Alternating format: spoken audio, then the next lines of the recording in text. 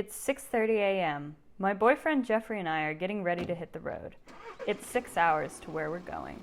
After a long, boring drive, we were close to our destination. Then, around 2:30 p.m., we arrived in Wildwood, Florida. We were here for Swamp Fest. After signing some waivers, we found a place to park. We were in view of the BMX course, a sprawling skate and BMX park thrown together by hand. One of the first things we saw is an 8-year-old kid skating in the bowl. Swamp Fest is a 3-day BMX and skateboard festival that consists of several competitive events over the course of 2 of those days. The first competition we saw was the Skateboard Blood Bowl, where skateboarders tried to do the coolest trick in this deep, horrifying bowl. By that evening, Jeffrey's 4 friends arrived. Here's 2 of them. The sun was starting to set when we saw our next event, the BMX Blood Bowl. Then, something awful happened. Seconds after I took that video, the rider fell mid-air off of his bike, several feet onto the concrete. He was still.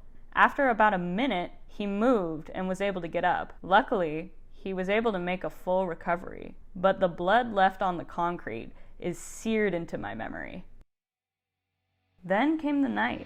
We were all still shook up from the incident earlier, but we proceeded to join in the nighttime festivities. Fireworks were being thrown everywhere, all the while a Pantera cover band played. It was a harrowing but awesome conclusion to the first day. Sleeping was awful. The chaos never stopped, and neither did the sounds of dirt bikes outside our tent. Everything was dirty, and there was no way to wash yourself. There was only porta potties and a plastic pump sink with limited water and soap. Besides that, today was an exciting day. Today was the Swamp Rail events. Bikes, boards, dirt bikes, and even a lawnmower would try to grind the rail, but inevitably would fall into the mix of swamp and beer. Someone even jumped from the castle into the swamp water. And at the end of that afternoon, I saw the best trick at the entire festival. Come on! You got it! Get it! Get it! Awesome. And then the sun went down. It was time. We were going to burn it to the ground. The entire course was ripped apart and set ablaze using fireworks. The band played again, but they had to leave because people started throwing fireworks near their equipment. That night, our plan was to sleep and then drive home in the morning.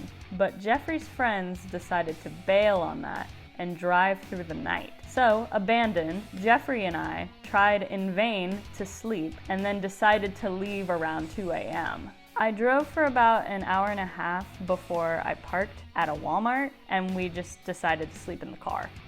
The next morning, we went home. Screwdriver was happy to see me.